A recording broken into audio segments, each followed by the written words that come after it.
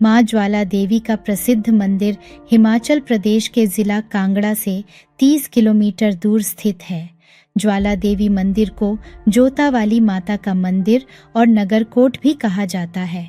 ज्वाला देवी मंदिर को खोजने का श्रेय पांडवों को जाता है। इस मंदिर की गिनती माता के 51 शक्ति पीठों में होती है। इस मंदिर की मान्यता यह है कि यहाँ देवी सती की जीभ गिरी थी। ये मंदिर माता के अन्य मंदिर की तुलना में अनोखा है, क्योंकि यहाँ किसी मूर्ति की पूजा नहीं होती, बल्कि पृथ्वी के गर्भ से निकल रही 9 ज्वालाओं की पूजा होती है। यहाँ पर पृथ्वी के गर्भ से 9 अलग अलग ज्वालाएं निकल रही हैं, जिसके ऊपर ही मंदिर बनवा दिया गया है। इन 9 ज्योतियों को अन्नपूर्णा, चंडी, हिंगलाज, विद्यावासिनी, महालक्ष्मी, सरस्वती, अंबिका और अंजी देवी के नाम से जाना जाता है। इस मंदिर का प्राथमिक निर्माण राजा भूमिचंद ने करवाया था। बाद में महाराजा रणजीत सिंह और राजा संसार ने 1835 में इस मंदिर का पुनः निर्माण करवाया। इस जगह की एक कथा अकबर और माता के भक्त ध्यानु से जुड़ी है। जिन दिनों मुगल सम्राट अकबर शासन किया करते थे, ये उन्हीं दिनों की घटना है। हिमाचल के नादौन ग्राम का ध्यानु भक्त 1000 यात्रियों को साथ लेकर माता के दर्शन के लिए जा रहा था। इतना बड़ा दल देखकर बादशाह के सिपाहियों ने चांदनी चौक दिल्ली में उन्हें रोक लिया और उसे अकबर के दरबार में पेश कर दिया। अकबर ने पूछा, तुम कौन हो और इतना बड़ा दल लेकर कहाँ जा रहे हो? अकबर के पूछने पर उसने कहा, मैं ध्यानु हूँ। हम सब माता ज्वाला के दर्शन करने जा रहे हैं। ऐसा सुनते ही अकबर ने कहा, ऐसा उस मंदिर में क्या है जो तुम सबको लेकर वहां जा रहे हो? ध्यानु ने कहा कि वे संसार की जननी और जगत का पालन करने वाली है।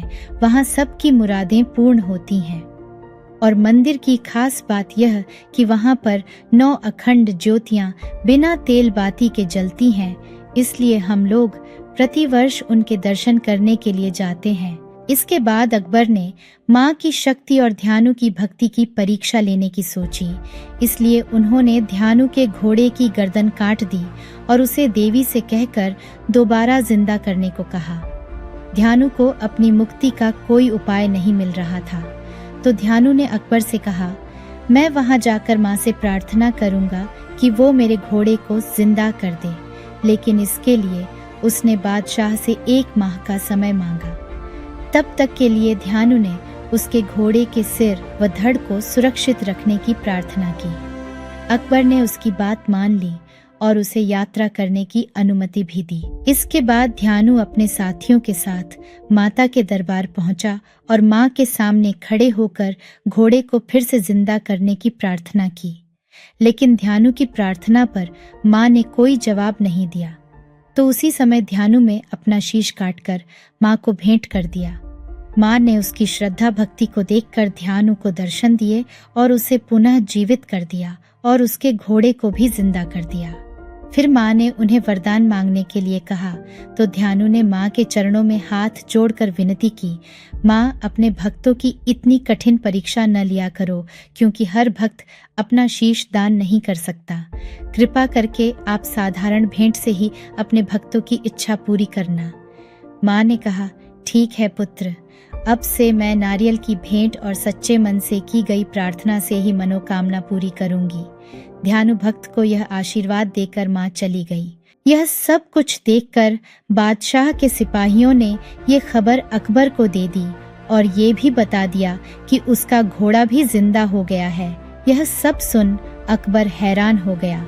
अकबर अभी भी माँ ज्वाला की शक्तियों पर विश्वास नहीं करना चाहता था, इसलिए उसने अपने सेनापति को फिर से ज्वालाजी भेजा और वहां जाकर लोहे के चादरों से ज्योतियों को बुझाने का प्रयास किया। लेकिन माँ ज्वाला की शक्तिशाली और चमत्कारी ज्योतियां लोहे की चादरों को फाड़कर ऊपर आ गईं। फिर उसने अपनी सेना बुलाई और खुद मंदिर की तरफ चल पड़ा। उसने अपनी सेना से पूरे मंदिर में पानी डलवाया, लेकिन माता की ज्वाला बूझी नहीं। जैसे जैसे पानी क्षेत्र में भरने लगा, वैसे वैसे ही ज्योतियां भी शक्तिशाली होती गईं। जब मंदिर पूरी तरह से पानी से भर गया, तो ज्योतियां पानी के ऊपर तैरने लगीं। उसके बाद अकबर को एहसास हुआ कि उसे ऐसा पाप का काम कभी नहीं करना चाहिए था। तब उन्होंने माँ ज्वाला जी के पास नंगे पैर चलकर माफी के रूप में सोने का 1.25 मन छत्र चढ़ाने का निर्णय लिया, लेकिन माँ ज्वाला ने उसकी भेंट को स्वीकार करने से इनकार कर दिया और सोने का छत्र तुरंत मिश्र धातु में बदलकर काला हो गया। आज भी ये छत्र माँ के मंदिर में रखा हुआ है। ज्वाला देवी मंदिर के अंदर माँ ज्योति के रूप में आज भी विराजमान है। वैज्ञानिक आज तक भी यह जान नहीं पाए कि ये ज्वाला कैसे जल रही है। ये सब बातें यही सिद्ध करती है कि यहाँ ज्वाला चमत्कारी रूप से ही निकल रही है, न कि प्राकृतिक रूप से। मान्यता है कि जो भी भक्त इस मंदिर में अपनी मनोकामनाएं लेकर आते हैं, माँ ज्वाला अवश्य ही उनकी मनोकामनाएं पूरी करती हैं। ये थी माँ ज्वाला की कहानी।